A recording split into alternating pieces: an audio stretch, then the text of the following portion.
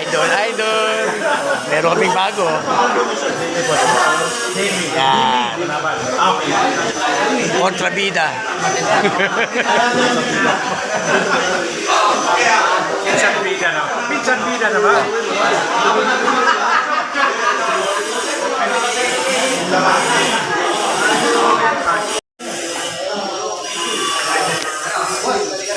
Tama ba? Ano yung tatat ko rito?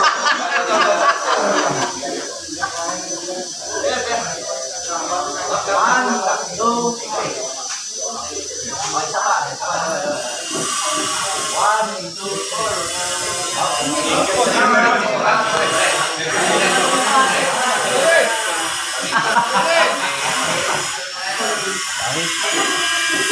One, two, isa kami titingin. Isa pa.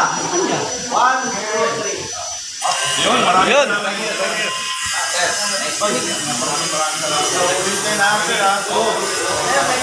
Maraming salamat po sa inyo lahat. Alam po, magpapaya tayo. Kasi na po sa miling oras, pero magkikita ulit pa po tayo. Salamat po, maraming salamat. Thank you, sir. Thank you, sir. Okay. Ganun pa man. At least binigyan tayo ng isang bisita. Aalis na dahil may lakad pa. Ngayon naman, nais ko ipakilala sa inyo si Atty.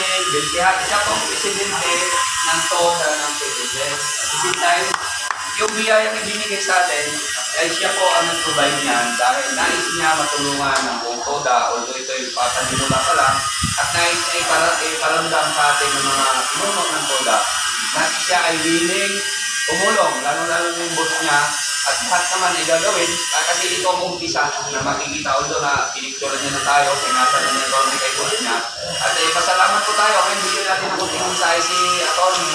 At nandun po yung May lang po, no? Hindi ako galing United Nations. Sa Philippines, simple tao na po tayo. Abogado po ako sa umaga. Pero matagal na po ako tumutulong din. Hindi ko po alam kung kilala niyo si Zardo. Si Zardo, miyembro ba natin yung dati, sir? Si Zardo, no? Noong 2021 po, nandun kami sa corporate court. Kainit na ng pandemic noon. Nagpamigay na po tayo noon. At ang pamigay po natin ng panahon na yon ay hindi lang grocery pack, kundi pera. Cash. So bawat tao po noon nabigyan ng 3,000 para pang tulong, panawid natin, no, habang pandemic. Sa Feedinvest po, ako nahalal ako 2019. Akala ko wala naman ako masyadong gagawin. Kailangan ko lang i-supervise yung mga tao. Nag-pandemic. Doon ko nakita na kailangan natin talagaan ang mga miyembro natin. Kahit na pagod na tayo, kahit na medyo kapos tayo, maglalabas tayo. Ako personal na pera naglabas din. Kasi ang hindi ko kaya makita, mga miyembro ko na walang makain, namumulot na lang ng mga nahulog na prutas na kinakain. Kung kaya, sinuwerte naman po tayo, meron akong isang bossing, congresswoman po yun, sa Dumper Party List. Yun ang tumulong sa atin ngayon at tumulong din po noon. Ngayon, nasabi po ni Sir Cor kayo, hindi na kaya mga ako. Ngayon, ayoko rin po mga ako. Pero yung bossing ko na yon, kayang mangako. Napakita na namin noon, nakapagbigay na po kami ng kaunting tulong. Ngayon po, sa Davao, kapupunta lang po niya, marami rin po siya matulungan, 2,500 na katao sa isang venue na po, nabigyan ng ayuda. Kayo po, base sa mga itsura nyo, hindi nyo kailangan ng ayuda.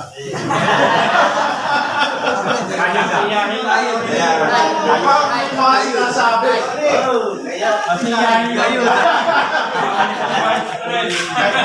Kaya hindi ko na kayo bubulakin.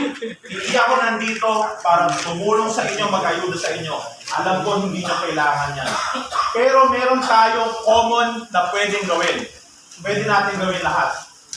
Dapat kaya natin magpapanalo ng kandidato. Tama na, hindi lang tayo nanghingi ng tulong. Alam nyo sa sarili nyo, kaya natin magpanalo. Panahon na para gawin natin yan. Napakagaling ng presidente ng federasyon natin, ang Katoda. Andito na tayo. Hinalagaan niya tayong lahat. Alam ko yan. Alam niyo kung bakit? Pininvest. Pag hindi ako nakakaikot, nandun siya. Sir, medyo madumi yung ano natin. Medyo wala pa, hindi pa compliant yung mga units natin. Si Sir Rocky, may pakain pa tayo, pinag-ipon tayo dito lahat. Panahon na para i-convert natin yung sarili natin.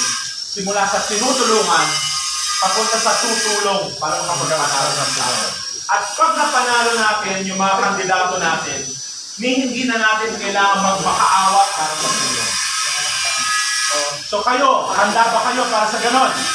Apo. Handa ba na mag-transition na? Opo. Para tumulong na talaga, imbis na tulungan lang tayo. Handa-handa. Dalawa. Pwede tayong, of course, siyempre si Mayor Nieto, mabait naman yan. Pero kung pwede ko lang pakiusapan, tulungan natin itong napakabait na congresswoman. Hindi lang nga po kami tumutulong ngayon. Matagal na po ito. 2019, bago pa yun, yung tatay niya, gobernador, tumutulong na rin. So, gusto ba natin magkaroon ng bagong kaibigan? Kaya ba natin tumulong? Okay? Pauna pa lang po yan. Yun ang pinapangako ko sa inyo. Pauna pa lang yan na tulong sa ating lahat. Pag natulungan natin siya, mas marami pang grasya ang biyaya at so, yun po, number, si Congresswoman Bautista yung una. Pangalawa, Sir Rocky, kung pwede lang, no? Ito, hindi kayo nagbigay ng grasya. Pero kaibigan din po natin to. Sino sa inyo nakakilala kay Colonel Ariel Merubin? Marami, sir. Marami. Sikat na yan. Oo. Sikat yan, sir. Sikat yun. Oo, yan. Lalaki. Alam niyo po ito, hindi ito corrupt. Never ito nagnakaw. Sa makatwid, nakulong pa ito para sa prinsipyo na. Mga terorista sa Mindanao, siya ang sumupil. At alam niyo ba kung ilan na sugat sa katawan niya? 67. 3 beses na siya muntik mamatay. Si Colonel, kaibigan ni Congresswoman Bindi Bautista ng Damper, pero si Colonel, wala pa yung mabibigay sa atin ngayon na pera. Pero meron siyang may bibigay sa atin na mas mahalaga. Pagmamahal sa bayan. Napatunayan na yun eh. At kung si Kong makakatulong sa atin, pag naging senador ito, mas lalo nang makakatulong sa atin si Colonel Erwin. Alam nyo, hindi ko na kakaila. Ni isang piso, wala pa sa akin nagbibigay ito. Wala ni isang piso. Pero alam nyo, ako proud na ikampanya ito. Walang pangako in this except isa. Mamahalin yung bayan, mamahalin tayo. So, mahihiya ba kayo dalhin si Colonel Erwin? Hindi. Kaya ba natin siyang tulungan? Kaya.